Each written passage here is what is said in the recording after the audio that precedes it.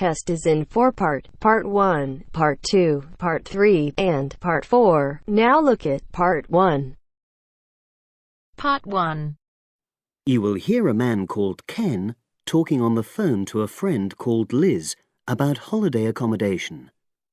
First, you have some time to look at questions 1 to 6.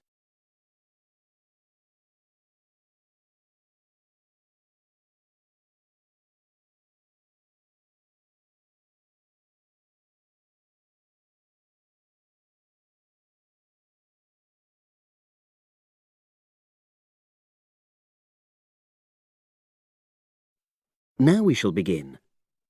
You should answer the questions as you listen because you will not hear the recording a second time.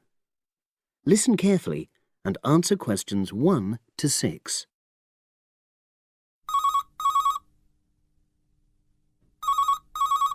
Hello. Hi Liz, it's Ken here. Hi, Ken. Nice to hear from you. Are you... This is just a quick call, but Mary and I have just been talking about our summer holiday. We haven't booked a place yet, and we've left it a bit late. We were just wondering if you know of any holiday rentals in your area. It's so nice there. Well, yes. I can think of 2 or 3 places that are very nice. What dates have you got in mind? The 10th of July to the 22nd of July. Oh, yes. That is quite soon, isn't it? Well, there's a place near here called Moonfleet. Is that MOONFLEET? That's right. It's quite a rural location, and it's next to the owner's house, but it's got fields all around it, so it's very pretty. Sounds okay. Can you tell me a bit more about it? Well, it's an annex to the owner's house, and it's an apartment with 2 bedrooms and an open-plan living area. Well, I like the sound of it. Is there anything we might not like about it? Well, it's quite a distance from the nearest shops, that's all. Okay. And... well, I'll tell Mary, but I don't think she'd mind that. Do you know how you book it? You have to book on the internet. There's a web address. It's www.summerhouses. One word? Yes, then .com. You'll be able to look at a photograph on that. Okay. And what about the others? Where are they? The second one I'm thinking of is called Kingfisher, and that's even more rural. It's a really beautiful location, in fact. It's by the river, and it's got nice views. It overlooks woodland on the other side. Is that an apartment? No, it's a 3-bedroomed house, and that's got a dining room as well as a separate living room and a kitchen. But I expect it's more expensive. You'll have to check the prices. It's probably a bit bigger than we need, but our nephew might be joining us. We're not sure yet. How do you book Kingfisher? You have to phone the owner directly. Shall I give you the number? I've got it here in my phone book. It's 01752 669 218. Right. Before you hear the rest of the conversation, you have some time to look at questions 7 to 10.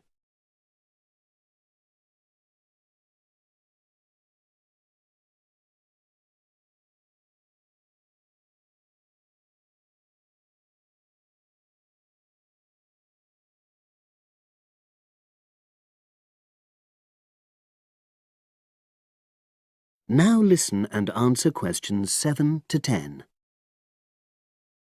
And you mentioned a third place? Yes, there's a house that my sister stayed in last year.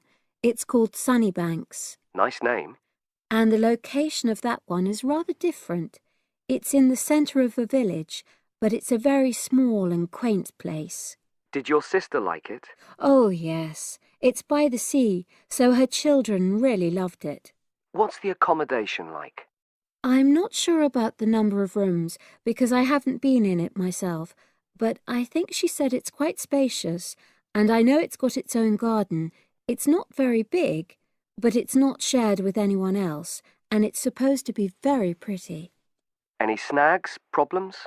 The only other thing I can think of is that there's nowhere for parking. The streets are too narrow, so you have to leave your car somewhere else and then walk to the house. It's only about 10 minutes away, but... OK. Well, I don't think it matters personally. How do you book it? There's an agent you have to contact. I don't know his details, but I can ask my sister and let you know tomorrow. Thanks, Liz. That'd be great. I'll talk to Mary and see what she says. Thanks for your help. That's okay, Ken. I'll speak to you again tomorrow. I hope you find what you're looking for. That is the end of part 1. You now have half a minute to check your answers.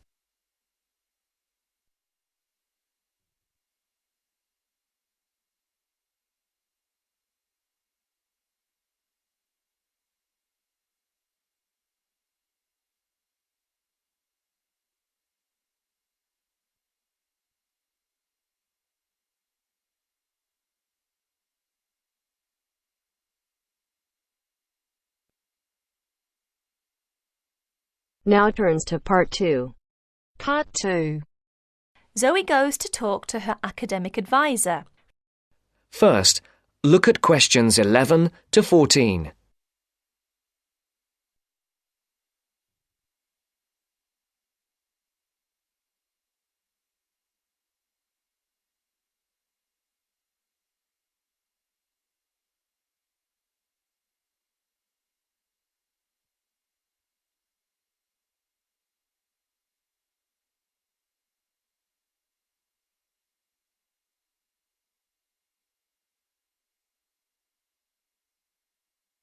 Listen carefully.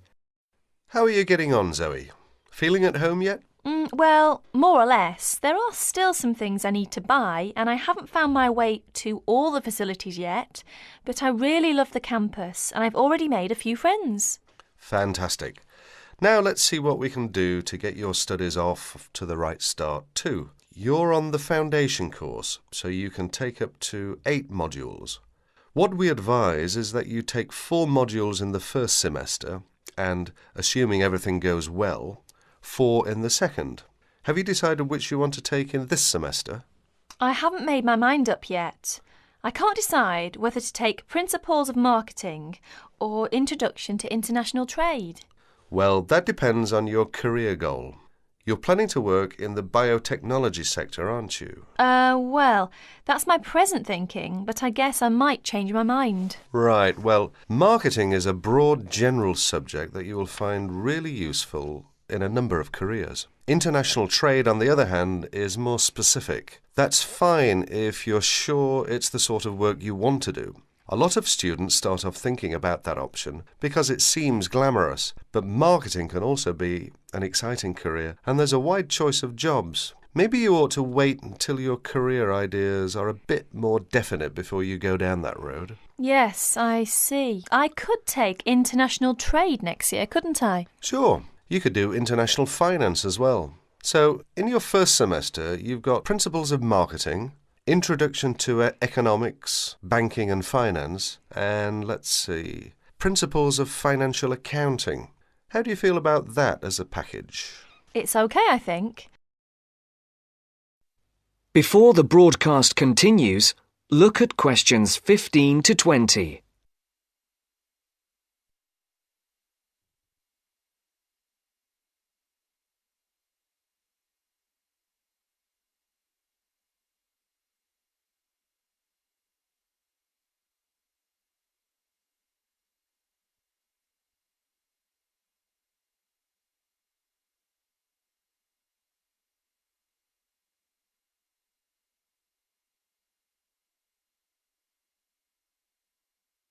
You will now listen to the second part of the talk. But I'm a bit worried about the maths. There'll be some statistics to do, won't there? Basic statistics, yes, but nothing more difficult than your last year of school maths. I know, but our maths syllabus was a bit old-fashioned. Mostly algebra, geometry, trigonometry and stuff, hardly any stats. Right, well, it sounds as if you could do with the maths brush-up course. Can I arrange for you to attend just the classes on statistics, if you like? That'd be great. I didn't want to do the whole of maths again, but the stats classes would make me feel much more confident, thanks. Hang on a minute, there's one more thing. Your English. Now, you know you have to reach a satisfactory standard in English by the end of your first year to be allowed to go on to the main BSc course. Yeah, now I'm in an English-speaking environment and I have to speak English all the time. I'm sure I'll be all right. It certainly helps, but speaking isn't everything. You'll have to get your reading up to the standards where you can understand the books on your course reading list quickly. To get the information and ideas, you need to write your essays. That means you have to develop a high level of comprehension skills. You'll never get through the course material if you try to read the books intensively from cover to cover. That's why our language skills development program gives you a series of graded academic texts to study and answer questions on a limited time.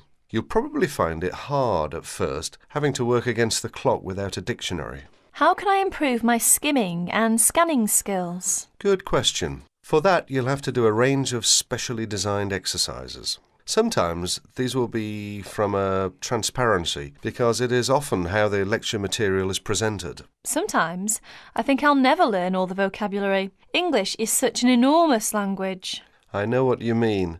English is the biggest language ever, at least 350,000 words. Even Winston Churchill only knew 60,000, so they say. But as an academic student, you can get a lot of help from the academic word list by Avril Coxhead of Victoria University. That's in Wellington, New Zealand. I've studied word lists, of course, but how does this one help? The academic word list is based on a survey of 3.5 million words of academic text. It contains 570 families of the words most commonly found in academic texts. Well, that's apart from the 2,000 most useful words in English. They come in a separate list. You can see copies of both in the library. You said word families. Do you mean words that are similar? In a way, yes. It means that all the different grammatical forms of a word are listed together, so you can see the nouns, verbs, adjectives, forms with prefixes and suffixes and so forth. It'll be clearer when you look at it. Anyway, Avril Coxhead gives you really great hints about how to learn the words, so it shouldn't be too daunting. The trouble is, I tend to forget the words I learn. Well, there are two ways you can tackle that. First, always try to learn the words in a context. Either learn a whole sentence using a word, or learn a phrase that the word typically comes in. We call phrases like that collocations. That's a new one on me. Collocations. I'd better make a note of it. You do that. You can find collocations in most modern dictionaries. Anyway, as I was saying, there's a second study aid I recommend for vocabulary learning. When you get an assignment, take a sheet of paper and write 4 headings. Words I can use, words I can recognise but can't use, words I'm not sure of, words I don't know. Don't bother with the simple words, of course. Then go back after 2 weeks and look at the list again. Can you move any of the words into a better column? That is the end of part 2. You now have half a minute to check your answers.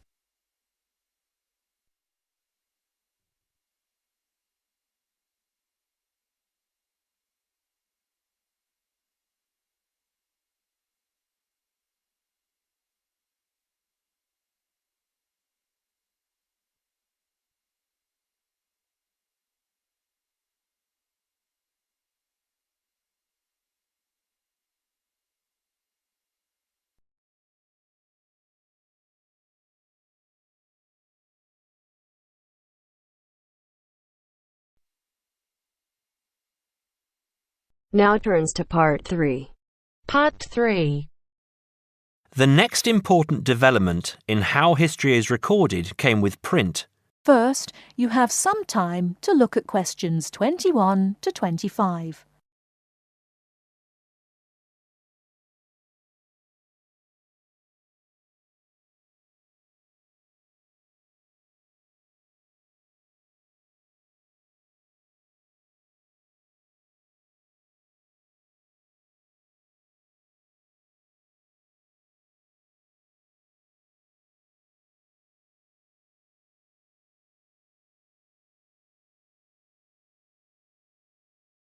Now listen carefully and answer questions 21 to 25. The next important development in how history is recorded came with print. In the 8th century, the Chinese invented paper and woodblock printing. Remember that up to this time, very few people could read and write, and so only a very small number of people could understand written history. Suddenly, many books appeared, and many more people learnt to read. In the 14th century, the first printing press was invented in Germany. This reduced how long it took to produce books. The new printing technique quickly spread to other parts of the world. More books appeared, and even more people learnt to read. The first printed newspaper appeared in 1605, and the first daily newspaper in 1702. Now, people could read news stories soon after the event happened, and every event was recorded and stored. The problem with newspaper history is that newspaper reporters could tell the stories they wanted to tell, and not necessarily the truth. Photography was the next important development.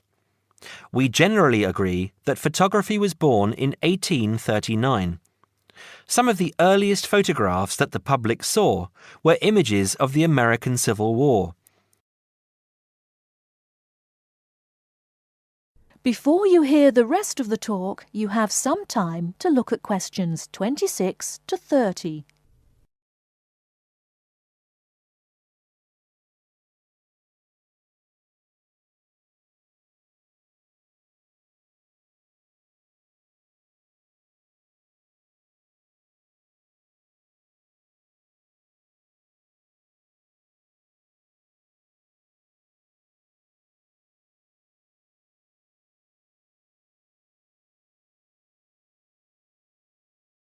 Now listen and answer questions 26 to 30. People were shocked by the photographs of dead soldiers, and for the first time saw the reality of war. By 1850, photographs appeared regularly in newspapers, and people now expected the truth. At the end of the 19th century came the first motion picture camera. Soon, history was being recorded as moving images. In the 1930s, television brought moving images into people's homes. More and more people saw history as it happened, and more history was recorded. Today, of course, we expect that every event in the world is recorded. Satellite TV and the Internet allow people to watch any event, anywhere in the world, as it happens. It doesn't matter if the TV cameras are not there. People carry around mobile phones and can record any incident and then share it online. Families have their own video cameras and record their own history. Children now grow up watching their parents and grandparents on film. I'm sure you'll agree that the transition from storytelling to what we have today has been dramatic, and I hope that... That is the end of part 3. You now have half a minute to check your answers.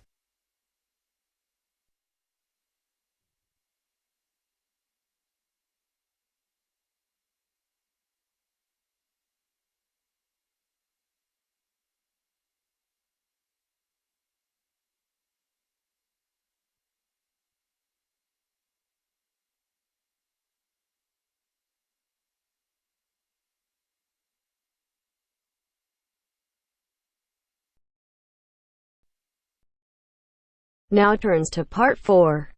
Part 4. You will hear a talk about the pitfalls and pleasures of being a postgraduate student. Look at questions 32 to 37.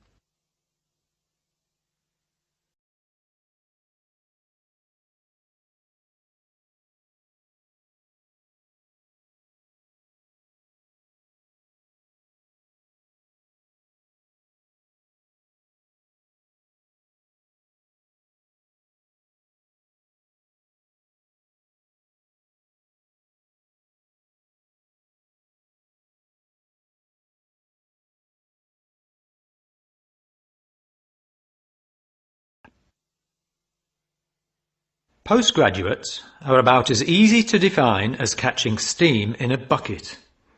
Courses can be vocational, for training, as research, as a preparation for research, or a combination of these.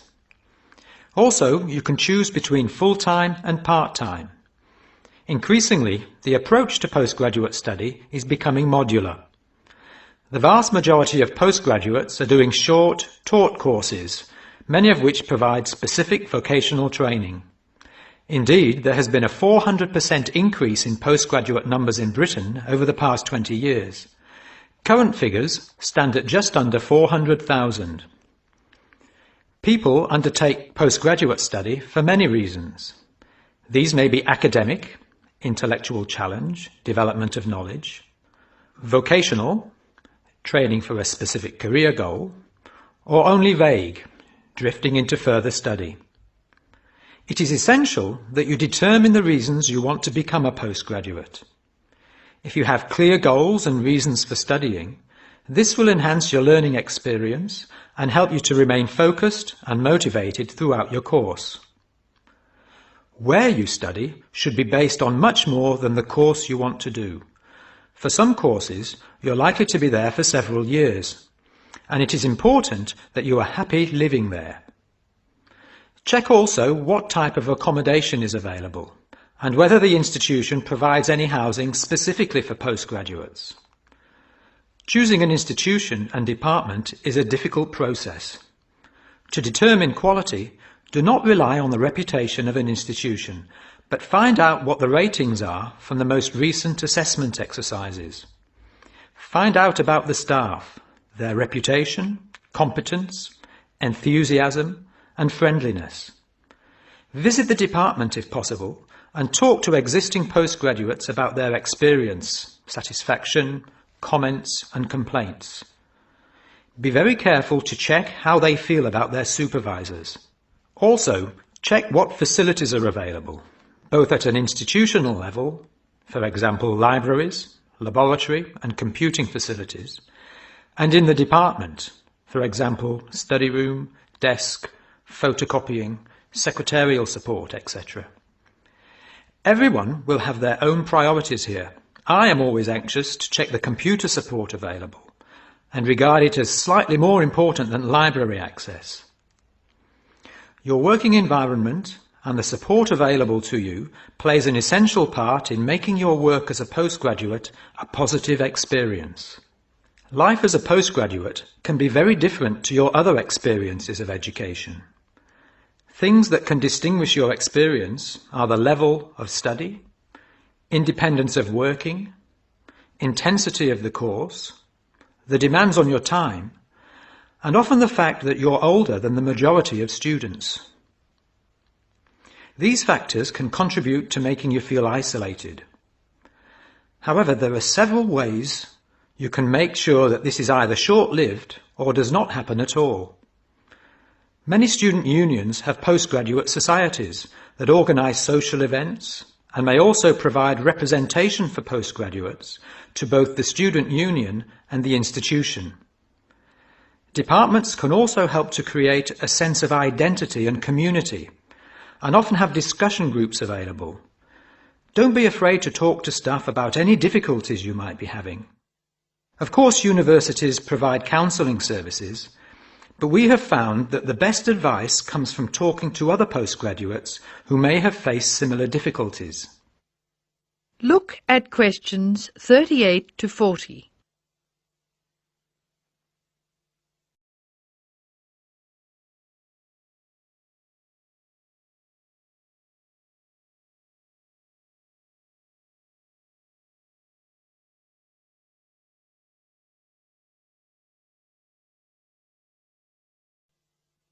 Financial planning is essential, since the government excludes postgraduates from student loans, and it can be difficult to maintain your student status with banks. This has implications for free banking and overdraft facilities. Do not underestimate your living costs, including food, accommodation and travel. And be careful not to budget for everything except a social life. Funding a course is one of the most challenging things people face when considering postgraduate study. Most postgraduate students finance themselves. They pay often very large fees to the institution and receive no maintenance income to support their study. Make sure you know exactly what your costs will be. Institutions often hide extra fees, like laboratory costs, behind the headline fee rate advertised. Funding can come from various sources: research councils, charities, trust funds, institutional scholarships, local education authorities, and professional bodies and organisations all offer various levels of funding. As I said before, the government excludes postgraduates from student loans, so it is essential you look to other sources. Career development loans are available from high street banks. The best advice on funding is to be proactive, persistent and patient. The postgraduate community in Britain is multinational, has a wide range of experience of life and work, and an exciting mix of goals, both career and academic. Being a postgraduate student should be a productive and fulfilling thing to do, and you will become part of a diverse and motivated social group. That is the end of part 4. You now have half a minute to check your answers.